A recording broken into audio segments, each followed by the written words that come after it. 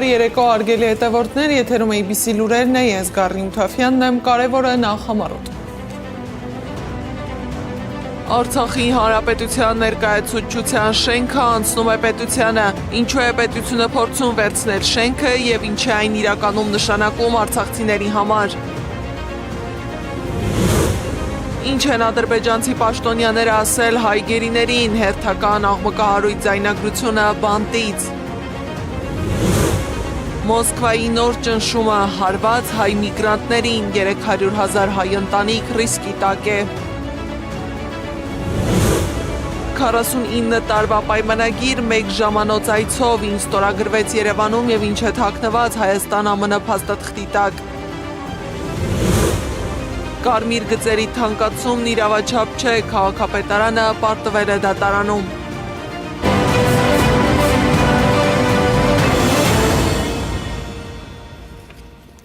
Արցախցիների նկատմամբ ճնշումներին օրալիք է սկսել։ Ծառայողական բնակարանը ազատելու ծանուցում է ուղարկվել գեներալ-մայոր Վլադիկ Խաչատրյանին։ Փաստաբան Ռոման Երիցյանը հայտնել է, որ Վլադիկ Խաչատրյանն այս պահին ունի երկրորդ կարգի անժամկետ հաշմանդամություն, իսկ բնակարանն իր եւ իր ընտանիքի անդամների միակ կեցավայրն է Հայաստանի Հանրապետությունում։ Խաչատրյանը նաև Նիկոլ Փաշինյանի հետ մետրոյում տեղի ունեցած միջադեպի Զոհի Արմինե Մոսյանի հորաքրոջ ամուսինն է։ Պաշտպանության նախարարությանը նշված գործողության կատարումից ձեռնպահ մնալու հայց է ներկայացվել վարչական դատարան։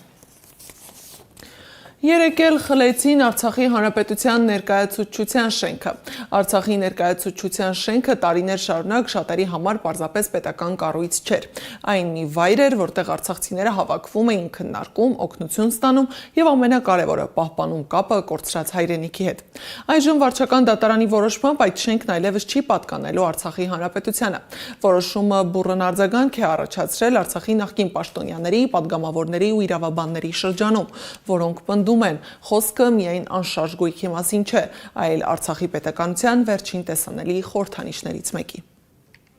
Հայաստանի վարչական դատարանի որոշմամբ Արցախի Հանրապետությունը զրկվեց մշտական ներկայացուցչության շենքից։ Երևանի Նաիրի Զարյան փողոցի 17A հասցեում գտնվող շենքը այլևս չի ծառայելու իր նպատակին։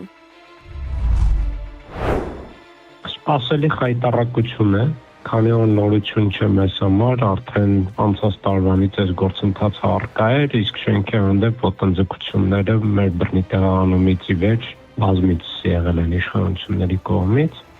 Փաստաբան Ռոման Երիցյանը նույնպես խայտառակություն է որակում այս որոշումը, նշելով, որ իրեն նույնիսկ որպես երրորդ անձ չեն ներգրավել։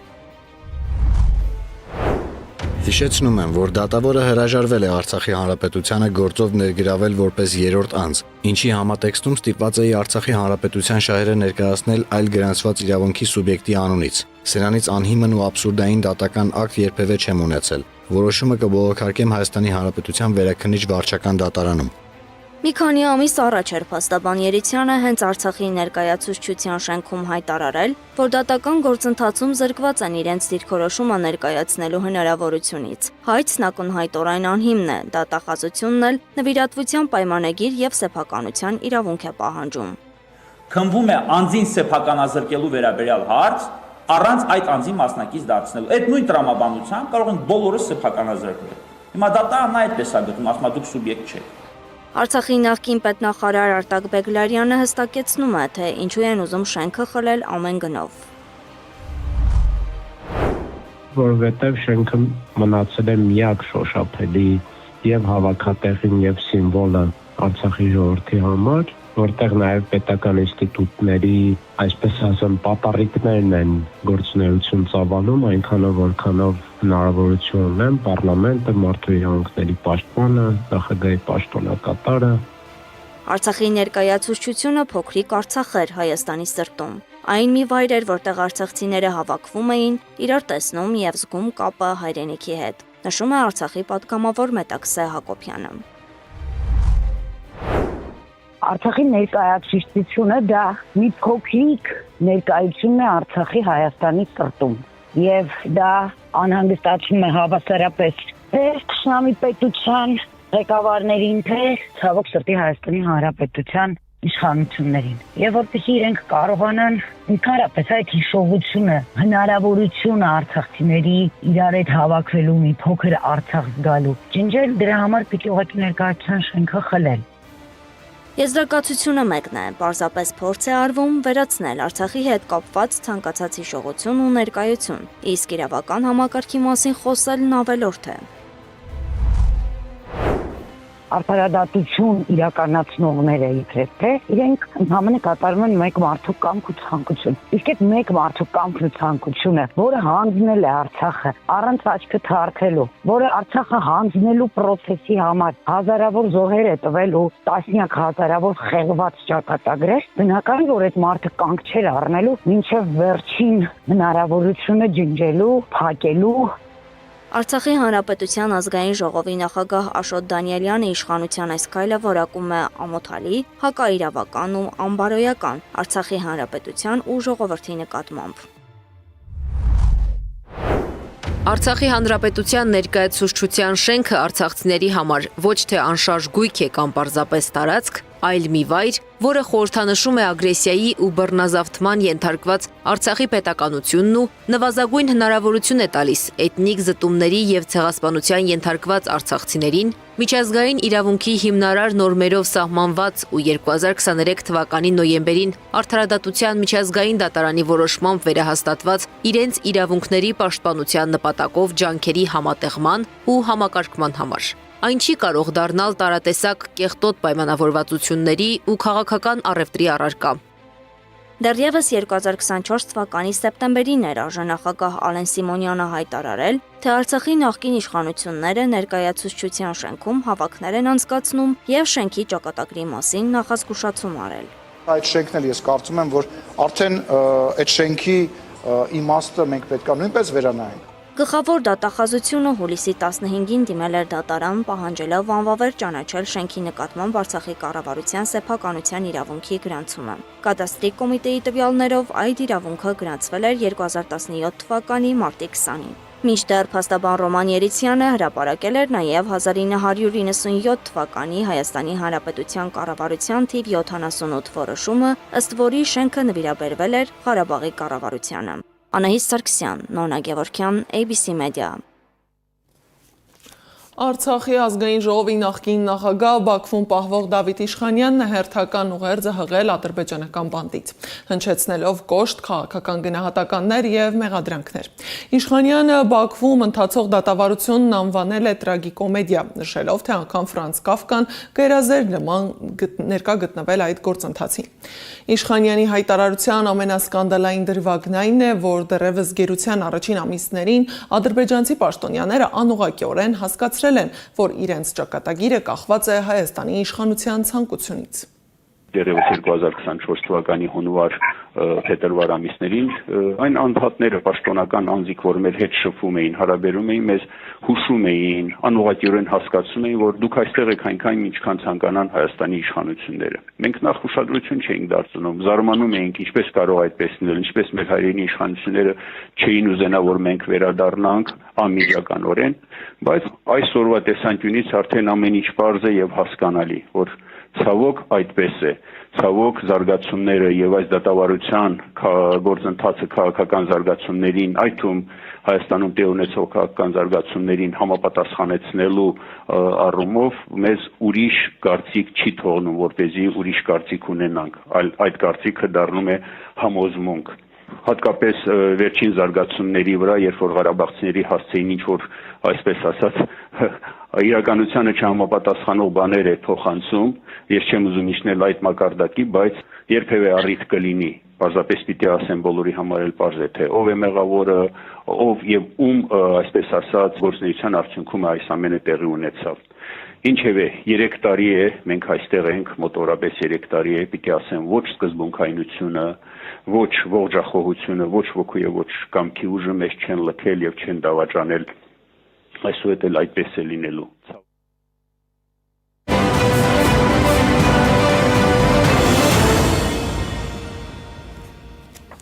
Տրանզիտային այց, փակ ձևաչափ եւ ռազմավարական նշանակության փաստաթղթեր։ ԱՄՆ պետքարտուղար Մարկո Ռուբիոն Երևանում անցկացրեց ընդամենը 2 ժամ, բայց այդ ընթացքում ստորագրված հուշագրերը արդեն քաղաքական ու փորձագիտական քննարկումների կենտրոնում են։ Ստորագրվել է առանձին հուշագիր կարևորագույն հանքանյութերի եւ հազվագյուտ մետաղների ոլորտում գործակցության մասին։ Սա այն ոլորտն է, որի շուրջ այսօր աշխարհաքաղաքական մրցակցություն կա ԱՄՆ-ի եւ Չինաստանի միջեւ։ Իշխանությունը խոսում է ներդրումների ու խաղաղության մասին, բայց փորձագետները հարց են բարձրացնում։ Հայաստանը մտնում է նոր տնտեսական նախագծի մեջ, թե ձևավորվում է ավելի խոր աշխարհաքաղաքական կախվածության համակարգ։ Միացյալ Նահանգների պետքարտուղար Մարկո Ռուբիոյի այցը Երևան սկսվեց ու ավարտվեց հենց Վարդնոց միջազգային օդանավակայանում։ Մոտ 2 ժամ տևած տրանզիտային այցի գլխավոր իրադարձությունը 11 հոդվածից բաղկացած հուշագրի ստորագրումն էր Մինաս Ավետիսյանի երկանք ստեղծագործության գույների ներքո։ Արձակուրդում գտնվող ու քարոզարշավ անցկացնող Փաշինյանն այդպես էլ չհանդիպեց Ռուբիոյի հետ։ Հայաստանի արտակարգ ու լիազոր դեսպան Վահագն Մելիքյանի խոսքով նման մակարդակի այցերի դեպքում սովորաբար ակնկալվում են բարձր քաղաքական հանդիպումներ, իսկ Արարատ Միրզոյանն օրինակ հետ է կանչվել արձակուրդից։ Եթե այդ ձևաչափը աշխատել, այսինքն հետ են կանչել եւ ինքը գնացել է դիմավորել է, մասնակցել է, խոսել է, ստորագրել է եւ այլն, նույն հաջողությամբ կարող էին արձակուրդից հետ կանչվել նաեւ այդ բարձրաստիճան պաշտոն։ Վերջիվերջո կա Հայաստանի Հանրապետության նախագահ կոչվածը, որը արձակուրդի մեջ չի եւ դիվանագիտական արարողակարգը կարող է ենթադրել իսկական քաղաքավարական հանդիպում պետության ղեկավարի հետ։ Իսկ ինչ ստորագրեցին այդ հապճեպ այցի ընթացքում, ինչի մասին է փաստաթուղթն ու ինչ ազդեցություն կունենա։ Թրամփի ուղի հանուն միջազգային խաղաղության եւ բարգավաճման կամ TRIP անվանումը կրող համաձայնագիրը փաստացի նոր ռազմավարական ճարտարապետություն է առաջարկում Հարավային Կովկասում Հայաստանի տարածքով անցնող ենթակառուցվածքների, ճանապարհների, երկաթուղիների, գազատարների, նավթատարների եւ նույնիսկ օպտիկամանրաթելային ցանցերի կառավարման նոր մոդելով։ Միջին միջանցքի մեկ ֆունդամենտալ նպատակը Ռուսաստանը շրջանցելն է եւ մյուսը Իրանը։ Հատկապես տարածաշրջանում հաշվի առնելով Միացյալ Նահանգների կարևորագույն հետաքրքրությունը առավելագույն ճնշման քաղաքականություն շարունակել Իրանի նկատմամբ, սա կարծեք թե հնարավորություն է տալիս, որպեսզի Իրանը զրկվի իր տրանզիտային հնարավորություններից եւ չունենա այն լոգիստիկ նշանակությունը, որը ունի այսօր։ Փաստաթղթի ուշագրավ դրույթներից մեկը ստեղծվելիք համատեղ ձեռնարկության մասին է, որը զբաղվելու է TRIP-ի զարգացմամբ։ Ըստ համաձայնագրի այդ կառույցում 74% վերահսկող բաժնեմասնակցությունը պատկանելու է ամերիկյան կողմին, Հայաստանին ընդամենը 26%-ը։ Այսինքն խոսքը պարզապես ներդրումային ծրագրի մասին չէ։ Փաստացի ստեղծվում է ամերիկյան վերահսկողությամբ կառույց, որը մասնակցելու է Հայաստանի տարածքում ռազմավարական ենթակառուցվածքների կառավարմանը։ Ընդ որում խոսքը ոչ միայն ճանապարհների, այլ նաև էներգետիկ եւ հաղորդակցային համակարգերի մասին է։ Հաջորդ խնդրահարույց հատվածը ժամկետներն են։ Փաստաթղթով նախատեսվում է, որ ամերիկյան մասնակցությամբ կառույցը Հայաստանի տարածքում ստանալու է 49 տարվա բացառիկ իրավունքներ, իսկ հետագայում այդ ժամկետը կարող է երկարաձգվել եւս 50 տարով։ Այսինքն փաստացի այս ամենը կարող է տևել գրեթե 1 դար։ Համաձայնագրում նշվում է նաև, որ Հայաստանը պարտավորվում է անհրաժեշտության դեպքում հողերը դարձնել պետական սեփականություն, ազատել դրանք երրորդ անձանց իրավունքից եւ փոխանցել ծրագրի իրականացման համար։ Մյուս ուշագրավ հատվածը վերաբերում է Հայաստանի օրենսդրությանը։ Փաստաթղթում ուղիղ նշվում է, որ Հայաստանը համաձայնում է բացառություններ նախատեսել գնումների, բաժնետիրական կառավարման եւ պետություն մասնավոր գործընկերության մասին գործող օրենքներից։ Այլ կերպ ասված, ստեղծված համաձայնագրի համար կարող է գործել հատուկ իրավական ռեժիմ, որը դուրս կլինի սովորական վերահսկողական մեխանիզմներից։ Թեպետ փաստաթուղթը տասնյակ անգամներ կրկնում է ինքնիշխանություն բառը եւ հատուկ ընդգծում, որ Հայաստանը պահպանում է իր տարածքային ամբողջականությունն ու իրավազորությունը, սակայն միևնույն ժամանակ այնտեղ ամրագրվում է, որ սահմանային անցակետում կարող են գործել մասնավոր օպերատորներ։ Այսինքն, սահմանային եւ մաքսային որոշ գործընթացներում ներգրավվելու են ոչ պետական կառույցներ։ Կարևոր դրույթ է նաեւ անխոչնդոտ երթևեկության ապահովման համար կետը։ Եթե դու վերցնում ես պարտավորություն անխոչնդոտ երթևեկություն ապահովելու, նշանակում է դու զրկված ես քո իրավազորության այդ մասով, օրինակ սահմաններ փակել, փոխել երթևեկության կարգը, ընթացքը, ձևաչափը։ Եթե սրանցից դու զրկված ես, նշանակում է իրավազորության եւ ինքնիշխանության որոշակի մաս դու այս հատվածում զիջում ես։ Եվ այստեղ կարծեք թե ակտուալ է դառնում ադրբեջանական եւ թուրքական հասկացությամբ միջանցքի քաղաքական իմաստը։ Փաստաթուղթը նաև լայն հարկային արտոնություններ է նախատեսում ամերիկյան մասնակցությամբ կառույցների համար։ Շահաբաժինները, կապիտալի հավելաճը եւ մի շարք գործարքներ Հայաստանում չեն հարկվելու։ Սակայն ամենակիչ քննարկված, բայց թերևս ամենակարևոր թեման ստորագրված մյուս հուշագիրն է՝ կարևորագույն հանքանյութերի եւ հազվագյուտ հանածոների ոլորտում համագործակցության վերաբերյալ։ Հենց հազվագյուտ մետաղների հարցն այսօր դարձել է Միացյալ Նահանգների աշխարհաքաղաքական առաջնահերթություններից մեկը։ Վաշինգտոնը փորձում է նվազեցնել կախվածությունը Չինաստանից եւ հսկողություն ստանալ նոր հումքային ու լոգիստիկ ուղիների նկատմամբ։ Նույն մոտեցումը վերջին տարիներին նկատվեց նաև Ուկրաինայի դեպքում, որտեղ արևմտյան քաղաքական շրջանակներում ակտիվ քննարկվում է ռազմավարական նշանակության հանքանյութերի եւ հազվագյուտ մետաղների հասանելիության հարցը։ Այժմ նույն օրակարգի տարրերը երևում են նաև Հայաստանի հետ ստորագրված փաստաթղթերում։ Ես չեմ բացառում, որ վաղն էլ նույն բանը ինչ որ ուրիշ ձևով պատեթարորած կլինի նաև Հայաստանի մասին։ Դա հանրային հարստություն չէ համարվում այնուամենայնիվ եւ sense բացարձակապես sense out of blue հայտնվել եւ միանգամից թաթը դնել այդ հանքանյութերի ես այդտեղ տեսնում եմ որոշակի խութեր այնուամենայնիվ Իշխանությունները սա ներկայացնում են որպես խաղաղության եւ տնտեսական զարգացման հնարավորություն, սակայն փաստաթղթի բազմաթիվ դրույթներ հարցեր են առաջացնում։ Արդյոք խոսքը միայն տնտեսական նախագծի մասին է, թե ձևավորվում է երկարաժամկետ աշխարհաքաղաքական վերահսկողության նոր համակարգ Հարավային Կովկասում, որովհետեւ երբ ռազմավարական ենթակառուցվածքները, սահմանային գործընթացները, հանքանյութերը եւ տրանսպորտային ուղիները միավորվում են մեկ մեծ նախագծի մեջ, հարցն արդեն ոչ միայն ներդրումների մասին է, այլ այն, թե ապագայում ում ձեռքերում է լինելու իրական վերահսկողությունը։ Հայաստանից Ռուսաստան արտագնա աշխատանքի մեկնող քաղաքացիները կարող են կանգնել նոր սահմանափակումների առաջ։ Պետդումայի բարձրաստիճան ներկայացուցիչները բաց տեքստով հայտարարում են, եթե Երևանը շարունակի ներկայիս քաղաքականությունը, հայերի համար կարող են փակվել այն հնարավորությունները, որոնք տարիներ շարունակ ապահովել են Ռուսաստանում աշխատելու եւ երկարաժամկետ բնակվելու իրավունքը։ Խոսքը 100 հազարավոր մարդկանց մասին է, որոնց ընտանիքների եկամուտը կախված է արտագնա աշխատանքից։ Փորձագետները զգուշացնում են հնարավոր սահմանափակումները հարվածելու են ոչ միայն միգրանտներին, այլև Հայաստանի տնտեսությանը։ Մինչ պաշտոնական Երևանը շարունակում է խոսել բազմավեկտոր քաղաքականությունից, Մոսկվայից եկող ազդակները ավելի կոշտ են դառնում։ Սեդա Կյուրեղյան, 300,000 հայ ընտանիք ռիսկի տակ։ Արտագնա աշխատանքի նպատակով Ռուսաստան մեկնող Հայաստանի քաղաքացիները հնարավոր է շուտով զրկվեն այնտեղ գնալու, ամիսներով մնալու եւ աշխատելու հնարավորությունից։ Պետդումայից են հնչում սպառնալիքները։ Հայաստանի քաղաքացիների համար ընթացիկ արտոնությունները, օրինակ Ռուսաստանի տարածքում առանց գրանցման երկարաժամկետ կեցության իրավունքը կամ աշխատանքի ընդունման պարզեցված կարգը, հիմնված են ռազմավարական դաշնակցի կարգավիճակի վրա։ Եվ եթե Հայաստանի կառավարությունը նույն ձևով շարունակի, Հայաստանի քաղաքացիների համար գործող միգրացիոն հնարավորությունները կչեղարկվեն, հավելել է Տոլստոյը։ Սա նշանակում է առնվազն 300,000 քաղաքացիներ զրկվելու են եկամտի հիմնական աղբյուրից, իսկ պետական բյուջեն ահռելի մուտքերի կորուստ է ունենալու։ Տարեկան մենք արտերկրից մասնավոր տրանսֆերների տեսքով ստանում ենք մոտավորապես 6 միլիարդ դոլարի փոխանցումներ,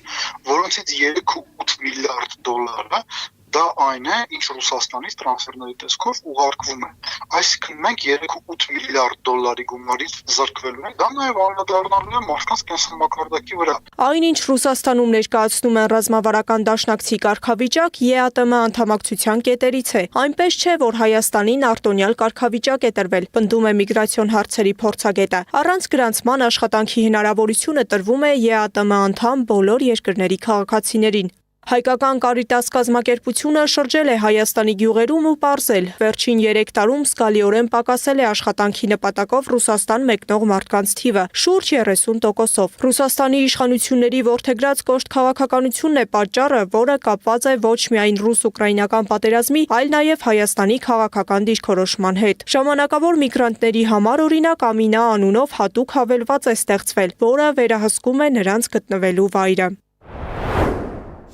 ԵԱՏՄ համաձայնագրով է սահմանված եւ այնպես չի, որ մեծ լավություն են անում մեր քաղաքացիներին։ Մենք ունենք համաձայնագիր, որը հստակ վերաբերվում է աշխատանքային միգրանտներին եւ նրանց ընտանիքի անդամներին։ եւ եթե Ռուսաստանը միակողմանիորեն միայն քաղաքացիների համար ինչ որ խստացումներ կորոշի անել, դա կլինի կամ ԵԱՏՄ համաձայնագրի չեղարկում կամ ուղղ հակասություն։ Եթե չհաստատեց, անձը պետք է դիմում գրի ոստիկանություն եւ տեղյակ պահի, թե ինչու է իր բնակության վայրից բացակայել։ Չնշելու դեպքում սպասվում է 3-ից 5 տարով դեպորտ կամ անձը հայտնվում է վերահսկվող անձանց ռեեստրում։ Այս հավելվածը խնդիր է դարձել նաեւ հայերի համար։ ԵԱՏՄ երկրները այդ ցանկում են պետք է անեն իրենց ռեգիստրացիան իրենց իրական բնակության հասցեով եւ դրանով կա հնարավորություն հսկելու անձի գեոլոկացիան, որտեղ է ինքը գտնվում եւ չի կարող օրինակ անձը ռեգիստրացիա անել, հեռախոսը թողնել տանը, որ տեսնեն ինքը մշտապես է տանը, ինքը այդտեղում է ոչ։ Հեռախոսը պետք է իր հետ շրջի եւ բարբերաբար նրա վրա գալիս է հաղորդագրություն, որը պետք է հաստատի տվյալ անձը։ Մեկ այլ խնդիր է չգրանցված միգրանտների 90-օրյա մուտքի հնարավորությունը, որն առնչվում է նաեւ բեռնատարների հայ վարորդներին։ Վարորդներն արգելանքի տակ են ընկնում, որովհետև 90 օրվա 1/3-ն անցկացրել են Լարսի հերթերում։ Ստեղծված լարվածությունը հայերի նկատմամբ ավելի է սրվում գործող իշխանությունների վարած քաղաքականության ֆոնին։ Քաղաքագետը նկատում է, մեկ անձի որոշումների հետևանքով վտանգի տակ է ոչ միայն Հայաստանի տնտեսությունը, այլ նաև բազմաթիվ ընտանիքներ, որոնք զրկված են լինելու իրենց եկամտի աղբյուրից։ Մենք սովորել ենք ինչ-որ մի հատ նորմալության, որ հայերը կարող գնան Ռուսաստան աշխատեն, որ Ռուսաստանից էժան եւ որակյալ ապրանք կարող ենք բերել, մեր ապրանքները կարող ենք արտահանել այնտեղ եւ չգիտես ինչու կարծում ենք, որ քաղաքական իրողությունները դրա վրա չեն ազդում։ Ազդում են, ու հիմա Ռուսաստանը դա շատ վառ կերպով ներկայացնում է իր քաղաքականությամբ, հայտարարություններով եւ որոշումներով։ Լեհաստանը դարձել է արտագնա աշխատանքի նոր ուղղություն։ Միգրացիայի հարցերով փորձագետն է փաստում, թեև թվերը փոքր են, սակայն որոշակի միտում է նկատում։ Այդուհանդերձ փորձագետները պնդում են, ԵԱՏՄ-ից այս փուլում դուրս գալու դեպքում Հայաստանը հայտնվելու է տնտեսական ճգնաժամի մեջ։ Սեդա Գյուրեղյան, Գեղամբազարյան, ABC Media։ Ըստ ռուսական կոմերսանտի, Ռուսաստանի Դաշնության էներգետիկայի նախարարը պաշտոնական Երևանին նամակ է ուղարկել նախազգուշացնելով գազային համաձայնագրի հնարավոր միակողմանի դադարեցման մասին։ Խոսքը 2013-ին ստորագրված համաձայնագրի մասին է, որով Ռուսաստանը առանց մաքսատուրքի Հայաստան էր մատակարարում գազ, նավթամթերք եւ չմշակված ադամանդ։ Եվրոպական միության հետ Հայաստանի փոխգործակցության խորացման ուղղված շարունակական գործնական քայլերը եւ ԵՄ-ին անդամակցելու Հայաստանի կառավարության հռչակած ձգտումը վտանգում են հայ-ռուսական առևտրատնտեսական եւ ներդրումային համագործակցության հիմնարար բարձր մակարդակի պահպանումն ու զարգացումը, որի հիմքերից են երկկողմ միջազգային պայմանագրերը։ ԵՄ-ին անդամակցելու Հայաստանի փորձերը չեն համապատասխանում տասնամյակների ընթացքում երկու երկրների միջև հարգանքի, փոխշահավետության հիման վրա կառուցված գործընկերության բնույթին եւ Ռուսաստանի կողմից բազմիցս ձեռնարկված գործողություններին ուղղված Հայաստանի կարևորագույն կարիքները արտոնյալ հիմունքներով ապահովելուն։ Հայտարարությունից ժամեր անց Երևանը արձագանքել է։ Հայաստանի տարածքային կառավարման եւ ենթակառուցվածքների նախարարությունը հայտարարել է, որ ռուսական կողմից որևէ նամակ կամ պաշտոնական գրություն չի ստացել։ Բայց պաշտոնական Երևանին էլ հակադարձում է պաշտոնական Մոսկվան։ Ռուսաստանի արտգործնախարարության պաշտոնական ներկայացուցիչ Մարիա Զախարովան հաստատել է գազային համաձայնագրերի հնարավոր վերանայման մասին ծանուցումը։ Փոխանցվել է հայկական կողմին դիվանագիտական ուղիներով։ Ըստ Զախարովայի փաստաթուղթը մայիսի 27-ին փոխանցվել է Հայաստանում Ռուսաստանի դեսպանատան միջոցով եւ ուղարկվել է արտաքին քաղաքական գերատեսչության գծով։ Նրա խոսքով, եթե տարածքային կառավարման եւ ենթակառուցվածքների նախարար Դավիթ Խուդատյանը տեղյակ չէ այդ գրությունից, ապա պետք է դիմի Հայաստանի արտգործնախարարություն եւ ճշտի տեղեկատվությունը։ Ռոսատոմի ղեկավար Ալեքսեյ Լիխաչովը հայտարարել է, որ եթե Հայաստանը հրաժարվի ռուսական միջուկային տեխնոլոգիաներից, ապա կարող է կորցնել ատոմային էներգետիկայի ոլորտում կուտակած մասնագիտական կարողությունները։ Իզվեստիայի հետ հարցազրույցում նա նշել է, որ Հայաստանը Կովկասում միակ երկիրն է, որն ունի ատոմային էներգետիկա, եւ դրա միջոցով ապահովում է երկրի էներգահամակարգի կայունությունն ու էներգամատակարարումը։ Նրա խոսքով այդ համակարգից հրաժարվելն ու ոլորտը կորցնելը կլինի տնտեսապես ոչ գրագետ քայլ։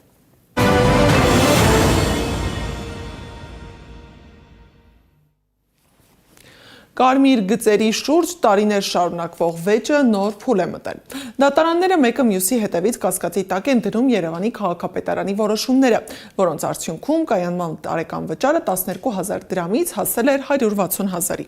Քաղաքապետարանը պնդում է փոխհատուցման հարցը դատարանը մերժել է, մինչդեռ ընդդիմությունն ու իրավաբանները հայտարարում են քաղաքացիների իրավունքները փաստացի խախտվել են։ Այս ընթացքում հազարավոր վարորդներ շարունակել են վճարել բարձրացված սակագներով, սակայն հաճախ նույնիսկ չիմանալով, որ դրանց օրինականությունը վիճարկվում է դատարաններում։ Թեմային անդրադարձել է Սեդա Մակարյանը։ Երևանցիներն արդեն 3 տարի է տարեկան 160,000 դրամ են վճարում մեքենաները կարմիր գծերում կայանելու համար նախկին 12,000 դրամի փոխարեն։ Ու մինչ քաղաքացիները պարտաճանաչ վճարում էին, պարզվել է կարմիր գծերը թանկացնելու քաղաքապետարանի որոշումն իրավաչափ չէ։ Երևանի կարմիր գծերի շուրջ տարիներ շարունակվող դատական վեճը նոր հանգրվան է մտել։ Վճռաբեկ դատարանը վարույթ չի ընդունել Երևանի քաղաքապետարանի ներկայացրած բողոքը, ինչի արդյունքում ուժի մեջ են մնում ստորադաս դատարանների այն որոշումները, որոնցով 2025 թվականի կարմիր գծերի սակագների բարձրացումը ճանաչվել էր ոչ իրավաչափ։ Իհարկե արդարացի էր, որովհետև տարիներ շարունակ այսօրվա իշխանությունները զբաղված են ապօրինություններով, ոչ միայն կարմիր կետագծերի հարցով, այլ նաև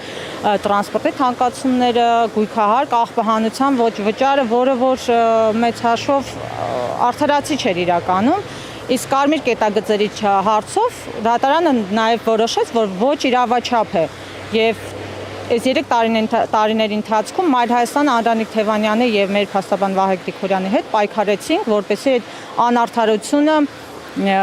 շտկենք։ Դատական այս գործընթացը նոր չէ։ Կարմիր գծերի թանկացման վերաբերյալ Երևանի ավականու որոշումը բազմիցս դարձել է դատական քննության առարկա։ Դատարանները տարբեր փուլերում ոչ իրավաչափ են ճանաչել թանկացումը, իսկ քաղաքապետարանը շարունակել է բողոքարկել որոշումները։ Այս անգամ սակայն վճռաբեկ դատարանը չի ընդունել հերթական բողոքը վարույթ եւ ընդդիմությունը սա համարում է վերջնական հաղթանակ։ Հարգելի վարորդներ, դուք ունեք իրավունք դիմել քաղաքապետարան եւ հետ վերադարձնել այն գումարները, որ ապօրինաբար ձեզանից գանձվել են։ Սակայն դատական որոշումից հետո առաջանում է մեկ կարևոր հարց. ինչ է լինելու այն քաղաքացիների վճարած գումարների հետ, որոնք ամիսներ շարունակ կարմիր գծերից օգտվել են բարձրացված սակագներով։ Արդյոք դրանք ենթակա են վերադարձման, թե քաղաքացիները պետք է առանձին իրավական գործընթաց սկսեն իրենց վճարած գումարները հետ ստանալու համար։ Քաղաքապետարանից մեզ հայտնեցին, որ այդ գումարները վերադարձման ենթակա չեն։ Սահմանաչափը մեղք 12,000 էր, ճիշտ է տարեկան։ Բացարձակ ոչ մի տարբերություն չտվեց։ Այսինքն դա ոնց էր ի սկզբանե նպատակ էր դրված թեթևացնել կենտրոնը, ճիշտ է։ Դուք տարբերություն դուք անձամբ զգացել եք, նույնը ես։ Հենա գոնե եթե պետք է վճարի ժողովուրդը գոնե պակաս վճարի, մեկը վճարելու է ու կանգնելու են։ Հենց որ իմ կարծիքով դեռ դրական եմ ընդունում դատարանի որոշումը։ Թեկուզ իմս էլեկտրականը նոր են վերցրել, բայց միջև էլ ես քշում եի էլի, ասենք իմ համար խնդիր էր կանգնելը։ Ինչի համար 160,000 էս մեր Հայաստանում։ Հələ տեսեք մեր աշխատավարձները, նայեք, տեսեք մեր ապրելակերպը, ամեն ինչը թանկ ու կրակ, ու էսի թանկացում է, բնականաբար իշխանությունը ուզում է իր ջեբը լցնի, դիխի պարզ չի։ Այս իշխանությունը եկել է ժողովրդին թալանի ու գնա։ Իմ գումարով սարքած ասֆալտի վրա ով իրավունք ունի կարմիր գիծ քաշի ու ինձանից փող գանձի։ Այսինքն ես համ փողը վճարում եմ, այդ ասֆալտը սարքում են, գումարած իմ երթևեկությանը խանգարում են, մի շարքը փակվում է։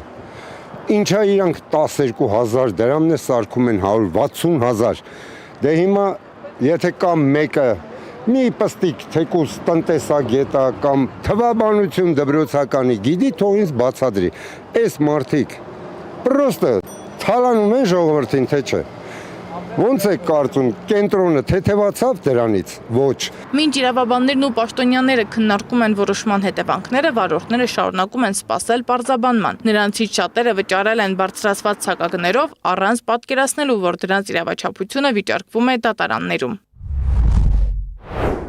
2025 թվականի մայիսի 23-ին կայացված եւ ուժի մեջ մտած վճռով Մայր Հայաստան խմբակցության դիմումը բավարարվել է մասնակի եւ փոխհատուցման հարց չի կարող քննարկվել, քանի որ այդ մասով դատարանը մերժել է Մայր Հայաստան խմբակցության դիմումը։ Այս գործով փաստաբան Վահե Գրիգորյանը պնդում է, քաղաքապետարանը հեռու է իրավաբանությունից։ Խնդրահարույց է նաև դատարանի որոշումը։ Փաստացի դատարանը ոչ իրավաչափ է ճանաչում քաղաքապետարանի որոշումը, սակայն չի բավարարում այդ որոշման հետևանքով քաղաքացիների կրած վնասները փոխհատուցելու միջնորդություն է։ Նման միջնորդություն դատարանը չէր քննելու, այնքանով որքանով դատարանը բավարարել է ներկայացված դիմումը, հենց այդ հարցին պատասխանել է։ Հետևաբար Երևանի քաղաքապետարանը հերթական ոչ իրավաչափ եւ իրավաբանությունը տաղարջ չունեցող մեկնաբանություն է տալիս։ Ի դեպ դատարանն այս որոշումը կայացրել էր միայն 2025 թվականի վճարների համար։ 2024 թվականի մասին գործը դեռ դատարանի քննության առարկա է։ Մայր Հայաստանը պատրաստվում է բողոքարկել նաև 2026 թվականի որոշումը։ Սադա Մակարյան, Տարոն Ղանդիլյան, Գեգամ Ղազարյան, ABC Media։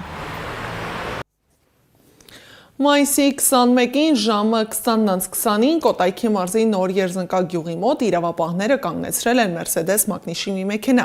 Ձերբակալման պահին վարորդն ու ուղևորը փորձել են դիմել փախուստի։ Նրանցից մեկը Վերին Պտղնի գյուղի բնակիչ 34-ամյա տղամարդը նետել է թմրանյութով փաթեթը։ Նրան եւ Մայրաքաղաքի Քոչար փողոցի բնակիչ 36-ամյա տղամարդուն ձերբակալել են ու մեքենայով հանդերձ տեղափոխել։ 34-ամյա տղամարդու մոտ գտել են մարիխուանա եւ կանեփի սերմ։ Նախաձեռնված քրեական վարույթի շրջանակում կատարված դեպքի վայրի զննությամբ նետած փաթեթում հայտնաբերվել է մոտ 10 կիլոգրամ մարիխուանայի նմանվող դեղնականաչավուն զանգված։ Երկուսն էլ ձերբակալվել են։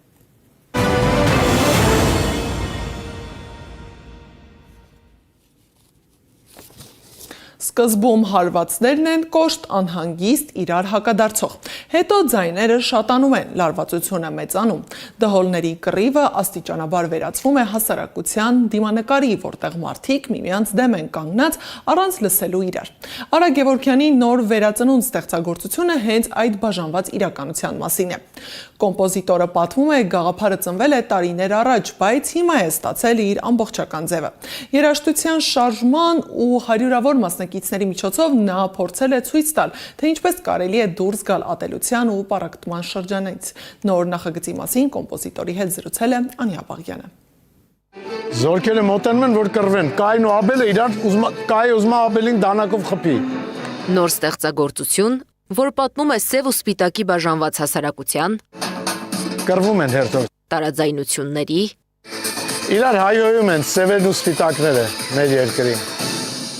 որոնք ավարտվում են։ Էլ չեն կռվում, բոլոր դառնում են մի գույնի։ Ինչպես է կոմպոզիտորը սևից ազատում եղբայրներին։ Տեր Ողորմյայի։ Կոմպոզիտորի գլխում գաղափարը մանկավարժական համալսարանում քննություններից մեկի ժամանակ է առաջացել։ Մի դահոլահար մտավ, հանձնեց քննություն, դուրս եկավ, նորից ներս մտավ, ես իրան ասեցի, դու քիչ առաջ չհանձնեցիր, ասեց չէ, եղբայրս էր։ Ասի հենց ներս կանչի։ Կանչեց, ոնց որ խնձորը կիսված։ Կա չէ՞ այսպիսի արտահայտություն։ Խնձորը երկու մասի կիսված ակամայից միանգամից այդ միտքը եկավ մեջս, որ մեր ժողովուրդը կիսված է երկու մասի, բաժանված են սևերի ու սպիտակների, դժբախտաբար, և ամբողջ համացանցը, հեռուստատեսությունը, տարբեր տեղեր, որ ալիքը միացնում ես, ատելության խոսք կա մեջը, համացանցը մտնում ես Facebook կամ տարբեր հարթակներ, ատելության խոսքը շատ է եւ ակամայից առաջացավ այդպիսի մշակույթի լեզվով այս պատերազմը ցուցադրել եւ վերջում հաշտեցնել։ Քանի որ եղբայրները դհոլահարներ էին, Գևորգյանը որոշեց հասարակության մեջ բաժանումը, վեճերը ցույց տա դհոլների, այսպես ասած կռվով։ Եվ իրար հետ հարց ու պատասխանի ձևով այսպես կռվում են։ Եվ դա ինչպես արեցի, կանչեցի մեր հանրապետության լավագույն դհոլահարներին, անվանի ճանապարհ անցած դհոլահարներին, խնդրեցի, որ մենք այդ կռիվը իրար հետ սարքենք համատեղ։ Եվ այդ կռիվը ձայնագրվեց հենց այս ստուդիայում, մասնակցեցին Նորայր Շարոյան, Էֆո, Նորայր Ավետիսյան, Շահեն Ավետիսյան, Ալիկ Փելոշյան, Գագիկ Խախվերդյան, Ռազմիկ Սարգսյան, Արազ Օրդինյան, իմ շատ սիրելի ընկերոջը շատ զբաղված է երկրում չի ու ափսոսում եմ, որ ինքը չմասնակցեց այս նախագծին։ Մի խոսքով մենք պատրաստեցինք այդ կռիվը։ Փորձառու դհոլահարների հետ աշխատելուց հետո երաժշտությունն ուղարկել են Հանրապետության երաժշտական տարբեր դպրոցներ աշակերտներին սովորեցնելու։ Նրանք այնքան ոգևորված էին, պատմում է Արա Գևորգյանը։ Ովքեր որ լավագույններն են Հայաստանի տարբեր դպրոցներում, բոլորին հրավիրեցինք հանրային ռադիոձայնագրության։ Եվ եկան։ Բարեբախտաբար շատ ունենք լավ դհոլահարեր եւ Տիգրան Կուզիկյանը, որը մեր հնչյունային ռեժիսորն էր, հրաշք անձնավորություն, եւ շնորհակալություն նրան, որ այդ բոլորից կարողացավ գլուխ անել։ Կոմպոզիտորի պատկերացումները միս ու արյուն էին ստանում։ Հասարակության պառակտումը միայն դհոլահարները չեն, որ ցույց են տալիս իրենց նվագով։ Երգչուհի Տաթև With Wings-ը ստեղծագործության սկզբնամասում փորձում է ցույց տալ ներքին պառակտումն ու քաոսը։ Ընտանիքներում անհամաձայնություն, եղբայր քույր կռվում են, հայր ու որդի վիճում են, ընկերներով, բարեկամներով, բոլորը բաժանվել են երկու մասի ու սև ու սպիտակ այս կռիվն է գնում։ Երգչուհին իր վոկալիզով բնութագրեց այդ տխուր վիճակը, քաոս վիճակը։ Եվ դրանից հետո, երբ որ կռվի տեսարանը արդեն գալիս հասնում է իր գագաթնակետին, այդտեղ միջամտում է մեր կողմից շատ սիրված հանրահայտ դերասանուհի Անահիտ Կիրակոսյանը, որը հրաշալի մարմնավորեց մոր կերպարը, այսինքն մայրը իր բոլոր զավակներին հաշտեցնում է։ Մայր Հայաստանի կերպարն է մարմնավորել դերասանուհին։ Նա սթափեցնող ճիչ է արձակում, լռեցնում կռվողներին, հայհոյողներին։ Ինքը ձեռքի մի շարժումով բոլորին միավորում է։ Այսինքն սկսում են խփել նույն ռիթմը, բոլորը դառնում են նույն հագուստներով, սպիտակ։ Բոլորը, ճիշտ ասած, ես մտածում էի, որ բոլորը փոխվեն ազգային տարած լինի, բայց դա նախ շատ թանկարժեք դարձավ, կարել է այդքան հագուստ, որովհետև դհոլահարները միայն 1400-ից ավելի էին գրանցված, բայց մենք ոչ մեկի չենք հանել, հրավիրել ենք բոլորին, որպեսզի չնեղացնենք որևէ մեկին, որևէ մանուկի, որովհետև երբ որ ասում էի շատ եք, ժողովուրդ, շատ եք շատացել դպրոցներով, ասում էին պարոն Գևորգյան, երեխեքը ոգևորվել են, ծանողները ոգևորվել են, մենք գալիս ենք։ Շատ բարդ ու երկարատև աշխատանք են կատարել Արա Գևորգյանն ու մեծ թիմը։ Տարբեր տարիքային խմբի աշակերտներ են մասնակցել, 1000-ից ավելի։ Նրանց անվտանգությունից մինչև ճիշտ շարք կանգնելը կոմպոզիտորի ուշադրության կենտրոնում էին։ Այնքան դժվար էր երեխեքի հետ աշխատելը, որ գիծը շարում ես, հենց շրջվում ես, իրանք արդեն էլի շրջվում, խոսում են մեկը մյուսի հետ, գիծը խառնվում է։ Երեխեքը նվագում են անդադար։ Ասում եմ երեխեք ջան, մի նվագեք, բան եմ ասում։ Ոչ ոք չի լսում։ Շատ բարդ էր, շատ բարդ։ Աղոթքով հաշտված դհոլահարներն այնպես էին կանգնել, որ թռչնի բարձրությունից այս պատկերը լիներ։ Կոմպոզիտորն առանձնահատուկ ուշադրություն է դարձնում շնորհակալության արժանի մարդկանց։ Նկարահանումներում ներգրավված էին սահմանամերձ համայնքների պարային համույթներ եւ տարբեր երաժշտական խմբեր։ Նաեւ Արմեն Տիգրանյանի անվան երաժշտական դպրոցի երգչախումբը, Զուռնայի վարպետներ, ինչպես նաեւ մի շարք հայտնի երաժիշտներ։ Նախագիծն իրականացրել է ռեժիսոր Վահե Յանը, գլխավոր օպերատոր Արթուր Ղարայանի թիմի հետ եւ այն իրականություն է դարձել բազմաթիվ մասնակիցների, հովանավորների եւ տեխնիկական աջակցողների համագործակցությամբ։ Մարդկանց, որ առանց որոնց հնարավոր չէր այս նախագիծը իրականություն դարձնել։ Առաջին հերթին Վահան Նահապետյանին, նա ինձ հետ համագործակցավորող է այս ստեղծագործությունը։ Այն ինչ որ ես անում եմ, գործիքավորման աշխատանքներն անում եմ, վերջում տալիս եմ Վահանին, ասում եմ Վահան ջան, հիմա իրան դարձրու այսօրվա շնչով, որովհետև այսօրվա նոր տեխնոլոգիաները այնքան արագ են զարգանում, ես ի վիճակի չեմ այդ ժամը մեկ տեխնիկա է փոխվում դրանց հետևից հասնել։ Իսկ Վահան Նահապետյանը դրա փայլուն գիտակն է ու ինձ շատ է օգնում ու անշահախնդիր է օգնում։ Ես Վահանին շատ եմ սիրում ու ուզում եմ ասեմ շնորհակալություն Վահան ջան։ Ես ուզում եմ ասել շնորհակալություն Յուրա Ղարիբյանին, որը առիթ հանդիսացավ, որ ես ավելի ռիսկով դառնամ, քանի որ մի հանդիպման ժամանակ իր շուրջը կային շատ ազդեցիկ մարդիկ, որոնք հարց տվեցին ինձ. «Արա ջան, նոր բան չես անում»։ Ասի իհարկե անում եմ, բայց չեմ կարող ձեզ ցուցադրել, որովհետև շատ մեծ բան եմ մտածել, չգիտեմ դրա տակից ոնց եմ դուրս գալու, եւ այդ բոլոր շրջապատող մարդիկ ամեն մեկը մի բանով եւ հոգեբանորեն, եւ նյութապես, կանգնեցին կողքից մի վարքյան հետո։ Տեսահոլովակի մասին մեծ զրույցում կոմպոզիտորը փետրվարին խոսելիս ուզում էր օր առաջ իրականություն դարձած տեսնել։ Շատ սիրուն բան է դառնալու։ Ես չգիտեմ, տեսնում եմ։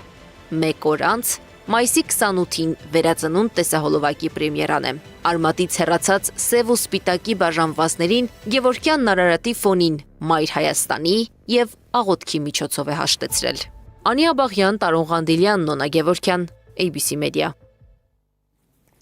Եվ վերջում Genesis Armenia-ի հեղինակային «Ով է որոշում քո 5 տարին» շարքի հերթական մասը ժամանակակից Թուրքիայի ամենառեզոնանսային իրադարձություններից մեկի՝ Ստամբուլի քաղաքապետի ընտրության մասին է։ Էրդողանը ստացավ երկրորդ ապտակը, թեև երկրորդ շանսն էր ուզում։ Դիտենք հոլովակը։ 2019 Ստամբուլ